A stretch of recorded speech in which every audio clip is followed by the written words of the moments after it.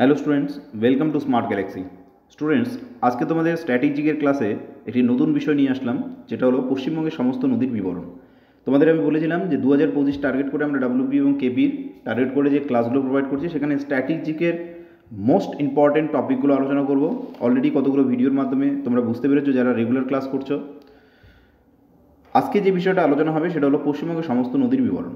দেখো, পশ্চিমবঙ্গের যে নদীগুলো রয়েছে সেটা মোট 4টি ভাগে ভাগ করা হয়। একটা হলো উত্তরবঙ্গের নদ নদী, তারপর হলো সমভূমি অঞ্চলের নদী, তারপরে পশ্চিমের মালভূমি অঞ্চলের প্রধান নদী, তারপর হচ্ছে দক্ষিণের সুন্দরবন অঞ্চলের নদী। উত্তরবঙ্গে যে পার্বত্য অঞ্চলে যে নদীগুলো রয়েছে সেগুলো বরফগলা জলে পুষ্ট নদী, চিরপ্রবাহী নদী। সমভূমি অঞ্চলের নদীগুলো বেশিরভাগই গঙ্গার শাখা নদী। পশ্চিমের মালভূমি অঞ্চলে যে নদীগুলো সেগুলো বৃষ্টি জলে পুষ্ট নদী। এখানে প্রধান নদী দামোদর, দামোদরের কিছু শাখা নদী এখানে যুক্ত রয়েছে। আর দক্ষিণের সুন্দরবন অঞ্চলের নদী যেগুলো, সেগুলোতে কি, এগুলো জোয়ার ভাটা জলে পুষ্ট নদী। এগুলো তো সারা বছর জল থাকে, অর্থাৎ চিরপ্রবাহী নদী। তো এই সমস্ত নদীগুলোর বিবরণ আমরা একটু দেখে নেব। তো প্রথমেই আমরা আসি তিস্তা নদীতে। তিস্তা নদীর গতিপথ হচ্ছে 315 কিমি। তিস্তা হচ্ছে উত্তরে পার্বত্য অঞ্চলের প্রধান নদী। একে ত্রাসের নদীও বলা হয়ে থাকে। উৎপত্তিটা দেখে নাও, সিকিমের জেমু হিমবাহ। এটা পরীক্ষা আসে, তিস্তা নদীর উৎস কোথায়। পতনস্থল হচ্ছে বাংলাদেশের যমুনা, যেটা ভারতবর্ষের ব্রহ্মপুত্র নদী, সেটা বাংলাদেশে যমুনা নামে পরিচিত। একে সিকিম ও উত্তরবঙ্গের জীবনরেখা বলা হয়। উপনদী হলো ছোট রঙ্গিত, বড় রঙ্গিত, জলঢাকা। আর তিস্তা নদীর ডান দিকের অংশ তরাই এবং বাম দিকের অংশ ডুয়ার্স নামে পরিচিত। সরি, এটা হচ্ছে উল্টো হয়ে গেছে, এটা লেখাটা উল্টো হয়ে গেছে। বাম দিকের অংশ তরাই হবে না, ঠিকই আছে, এটা ঠিকই আছে। তিস্তা নদীর ডান দিকের অংশ তরাই, বাম দিকের অংশ ডুয়ার্স।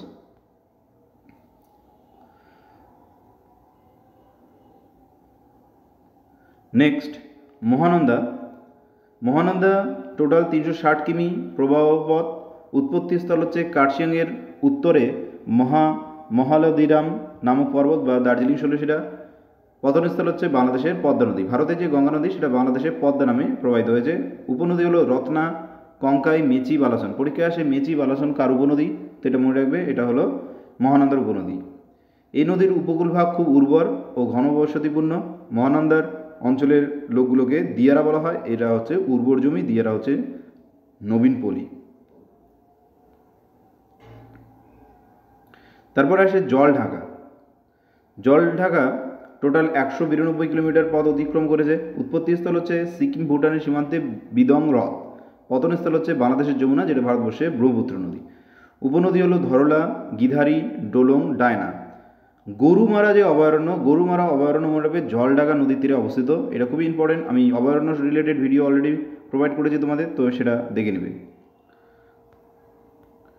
তোরসা 358 কিমি পদ অতিক্রম করেছে। উৎপত্তিস্থল হচ্ছে তিব্বতের চুম্বি উপত্যকা, পতনস্থল হচ্ছে জলঢাকা নদী। উপনদী হলো মালেঙ্গি, বেলা, সুনজাই। স্টুডেন্ট, তোমরা যারা স্ট্যাটিকের বই এবং অন্যান্য বই যারা নিতে চাও, আমাদের জিওগ্রাফি বই, স্ট্যাটিক বই এবং বিভিন্ন বই অলরেডি পাবলিশড হয়ে গেছে। রিসেন্টলি আমরা ইংলিশ বইটা পাবলিশ করে দিলাম, তার হচ্ছে লিঙ্ক তোমরা ডেসক্রিপশনে পেয়ে যাবে। তো সেখান থেকে তোমরা বইটা নিতে পারো। তোমাদের এই বিষয়ে অলরেডি একটা ভিডিও বানানো হয়েছে, তোমরা দেখে নেবে বইটার। অনেকটা ডিসকাউন্টে এখন বইটা দেওয়া হচ্ছে, তোমরা চাইলে বইটা ক্রয় করতে পারো। পরে যে নদী সেটারও দেখো, কালজানি নদী। উৎপত্তি হচ্ছে ডিমা বক্স পাহাড় এবং আলাইকুড়ি ভুটান পাহাড়। পতনস্থল হচ্ছে বাংলাদেশের সংকোচ নদীতে, বাংলাদেশের সংকোচ নদী। উপনদী হলো গদাধর আর হচ্ছে নেনাই। কালজানি নদী মনে রেখো, এটা হচ্ছে বক্সা পাহাড়। রায়ডাক উত্তরবঙ্গের আরেকটি নদী, সেটা হলো রায়ডাক নদী, যেটা 370 কিমি পদ অতিক্রম করেছে। উৎপত্তিস্থল হচ্ছে চোমলহারি পর্বত, পতনস্থল হচ্ছে ব্রহ্মপুত্র নদ। উপনদী হচ্ছে দীপা। এবার আমরা চলে যাব সমভূমি অঞ্চলের নদী। সমভূমি অঞ্চলের নদী মানে গঙ্গার, প্রথম আমরা আলোচনা করব গঙ্গাকে নিয়ে। গঙ্গার টোটাল পথ হচ্ছে 2525 কিমি, এটা মোট অতিক্রান্ত পথ। আর পশ্চিমবঙ্গে গঙ্গার প্রবাহ হচ্ছে 520 কিলোমিটার। আমরা আজকে গঙ্গার গতিপথটাও একটু দেখে নেব, ভালো করে একটু বুঝে নিও। উৎপত্তি হচ্ছে গঙ্গোত্রী হিমবাহ, পতনস্থল হচ্ছে বঙ্গোসাগর। এটা হলো পশ্চিমবঙ্গ সহ ভারতের প্রধান নদী। গঙ্গা নদীর উৎপত্তি নিয়ে অনেকে কনফিউজ থাকে। দেখো, সবার প্রথমে এখানে মনে রাখো এটা হলো উত্তরাখণ্ড রাজ্য। উত্তরাখণ্ড রাজ্যের উত্তরকাশীতে রয়েছে গোমুখ হিমবাহ। সেই গোমুখ হিমবাহ থেকে একটা নদী বেরোয় আসলো, যেটার নাম হলো ভাগীরথী। এটা হলো ভাগীরথী নদী। এখান থেকে আর একটা নদী উপর থেকে আসলো, যেটা হলো অলকানন্দা। অলকানন্দা এবং ভাগীরথী এসে দেবপ্রয়াগে মিলিত হলো। অলকানন্দা আর হচ্ছে ভাগীরথী। এবার অলকানন্দা এবং ভাগীরথী নদীর মিলিত যে প্রবাহ, সেটা অ্যাকচুয়ালি গঙ্গা। আসল গঙ্গা হচ্ছে এটা। এবার যমুনা নদী এদিক থেকে এসে এখানে মিলিত হলো, যেটা হচ্ছে এলাহাবাদ বা প্রয়াগরাজ। তাহলে ভাগীরথী এবং অলকানন্দা এসে মিলিত হলো কোথায়? দেবপ্রয়াগে। তা দেবপ্রয়াগ থেকে গঙ্গা নদী প্রবাহ হলো। যমুনা নদী এসে মিলিত হলো কোথায়? এলাহাবাদ বা প্রয়াগরাজে। সেখান থেকে গঙ্গা নদী যমুনা নদী সহ প্রবাহ পড়লো রাজমহল পাহাড় পর্যন্ত। রাজমহল পাহাড় থেকে এটা নিচে নেমে আসলো এবং ফারাক্কা হয়ে পশ্চিমবঙ্গে প্রবেশ করলো। এবার পশ্চিমবঙ্গে প্রবেশ করার পরে এই নদী ধুলিয়ানে দুটো ভাগে ভাগ হয়ে গেল। একটা হলো এখানে দুটো ভাগে ভাগ হয়ে গেল নদীটা। একটা ভাগ হচ্ছে পদ্মা নামে চলে গেল, আর একটা হলো ভাগীরথী নামে মুর্শিদাবাদে। এটা কোথায়? ধুলিয়ানে। ফারাক্কা পার করে মুর্শিদাবাদের ধুলিয়ানে গঙ্গা নদী দুটো ভাগে বিভক্ত হয়ে গেল। এবার ভাগীরথী এবং তারপরে হুগলি, এই দুটো নদী এসে পড়লো কোথায়? বঙ্গোসাগরে। তাহলে এখান থেকে, অর্থাৎ এই যে ফারাক্কা মানে পশ্চিমবঙ্গে যেখানে ঢুকলো, পশ্চিমবঙ্গ থেকে এই বঙ্গোপসাগর পর্যন্ত, অর্থাৎ ভাগীরথী হুগলি, এটা টোটাল দৈর্ঘ্য হচ্ছে 520 কিমি। 520 কিমি, বোঝা গেল?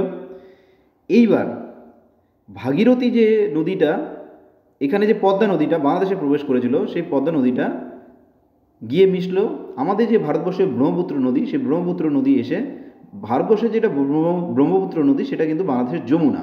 এটা এসে মিলিত হওয়ার পরে এটা মেঘনা নামে প্রবাহিত হলো। মেঘনা হলো বাংলাদেশের প্রধান নদী। এই মেঘনা নামে প্রবাহিত হয়ে এটাও বঙ্গোসাগরে পতিত হলো। তো এই হচ্ছে গঙ্গা নদীর গতিপথটা। এটা কিন্তু মনে রাখো ভালো করে।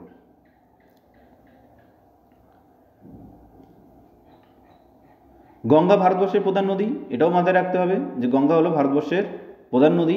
আর গঙ্গার উপনদীগুলো হলো দামোদর, রূপনারায়ণ, ময়ূরাক্ষী, কংসাবতী, অজয়। এগুলো মাথায় রাখবে। এটা হলো পশ্চিমবঙ্গে, ঠিক আছে? গঙ্গার প্রধান উপনদী কিন্তু যমুনা। আমি পশ্চিমবঙ্গের যে উপনদীগুলো সেগুলো বলছি দামোদর, রূপনারায়ণ, ময়ূরাক্ষী, কংসাবতী, অজয়। আর ভাগীরথী, হুগলি হলো প্রধান শাখা নদী। এবার অনেকে পরীক্ষায় প্রশ্ন আসে যে ভাগীরথী হুগলি নামে পরিচিত হলো কোথা থেকে? তাহলে এটা মনে রাখবে নবদ্বীপ থেকে। তার মানে গঙ্গার যে শাখাটা মুর্শিদাবাদ হয়ে প্রবেশ করলো ভাগীরথী নামে, সেটি নবদ্বীপ পর্যন্ত গেল ভাগীরথী নাম করে। তারপরে নবদ্বীপ থেকে ভাগীরথীর নাম হয়ে গেল কি? হুগলি। আর এই হুগলি নদী গিয়ে পৌঁছালো বঙ্গোসাগরে। তো এটা মনে রাখবো। পরের যে আমরা চলে যাব মালভূমি অঞ্চলের নদী দামোদর। 592 কিমি দৈর্ঘ্য এই নদীটি। বাংলার দুঃখ নামে পরিচিত। উৎপত্তিস্থল হচ্ছে ভারতের ঝাড়খণ্ড রাজ্যের ছোটনাগপুর মালভূমি। পালামু জেলার টরির নিকট উচ্চগিরি শৃঙ্গ হচ্ছে পতনস্থল। উলুবেড়িয়ার কাছে ভাগীরথী হুগলি নদীর সঙ্গে পালামু জেলার টরির নিকট উচ্চগিরি শৃঙ্গ হলো এর উৎপত্তিস্থল, আর পতনস্থল হচ্ছে উলুবেড়িয়ার কাছে ভাগীরথী হুগলি নদীতে এসে মিলে গেছে। যে বললাম একটু আগে যে দামোদর নদী হলো গঙ্গার উপনদী। উপনদী কি? যে নদীগুলো প্রধান নদীতে এসে মিলিত হয়, তাই এটা হলো উপনদী। এর উপনদীগুলো হলো বরাকর, কোনার, বোকারো, আয়ার। এগুলো হলো দামোদরের উপনদী। এরপরে যে নদীটা সুবর্ণরেখা নদী, 470 কিমি পথ অতিক্রম করেছে এই নদীটি। পশ্চিমবঙ্গে উৎপত্তিস্থল হলো পালামু জেলার টরির কাছে, পতনস্থল হলো বঙ্গোপসাগর। পালামু জেলার টরি মানে রাজস্থানে, ঝাড়খণ্ডে। উপনদী হলো শঙ্খ, রূপাই আর হচ্ছে সাপুলি নালা। এটা হচ্ছে সুবর্ণরেখা, 470 কিমি। নেক্সট হচ্ছে কংসাবতী। কংসাবতীর দৈর্ঘ্য হচ্ছে 336 কিমি। উৎপত্তি হচ্ছে অযোধ্যা পাহাড় সংলগ্ন ঝাবর পাহাড়। পতনস্থল হলো হুগলি নদী। হলদি নদী রূপে এটা মিলিত হয়েছে। উপনদী হলো কুমারী। পরীক্ষায় প্রশ্ন এসেছিল কুমারী কার উপনদী? তো এটা মনে রাখবে কংসাবতীর। নেক্সট হচ্ছে অজয় নদী, যার দৈর্ঘ্য হচ্ছে 288 কিমি। উৎপত্তি হচ্ছে ছোটনাগপুর মালভূমি। পতনস্থল হচ্ছে ভাগীরথীর এটা কোথায় এসে? কাটোয়াতে। উপনদী হচ্ছে কুনুর, হিংলা, তুমুনি এগুলো।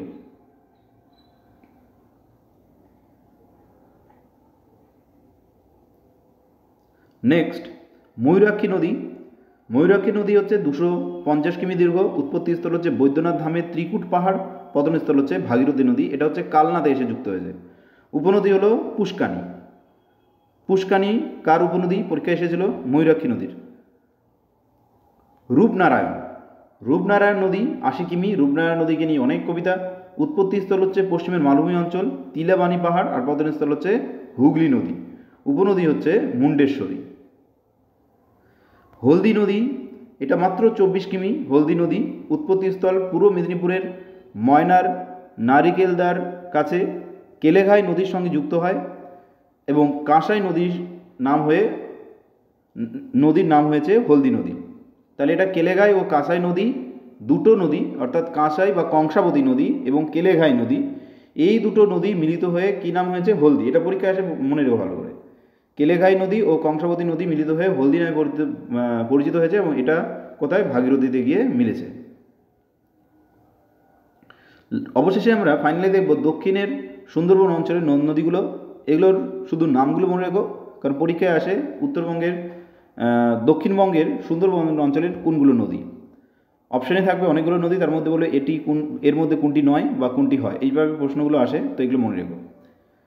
তো আগেই বললাম যে এই নদীগুলো জোয়ার ভাটা জলে পুষ্ট, আর প্রায় সবই হচ্ছে হুগলি নদী শাখা নদী। তো সুন্দরবন অঞ্চলের উল্লেখযোগ্য নদীগুলো হলো মাতলা, যেটা সুন্দরবন অঞ্চলের ত্রাসের নদী বলা হয়, এটা সুন্দরবনের আতঙ্ক বলা হয় মাতলা নদীকে। এছাড়াও ইছামতি, রায়মঙ্গল, বিদ্যাধরী, গোসাবা, সপ্তমুখী, পিয়ালি, ঠাকুরান, কালিন্দী এই সমস্ত নদী রয়েছে দক্ষিণের সুন্দরবন অঞ্চলের নদী। এই ছিল আজকের ক্লাসটা ভালো লাগলে অবশ্যই লাইক করো, আর প্রতিদিন ক্লাসের জন্য অবশ্যই চ্যানেল সাবস্ক্রাইব রাখবে। আর যদি কারো এই পিডিএফগুলো যারা পাচ্ছ না, তারা বলবো আমাদের টেলিগ্রাম চ্যানেলটা জয়েন করে রাখবে, সেখানে তোমাদেরকে দিয়ে দেওয়া হবে। ডিসক্রিপশনে টেলিগ্রামে লিখবে। ধন্যবাদ সকলকে।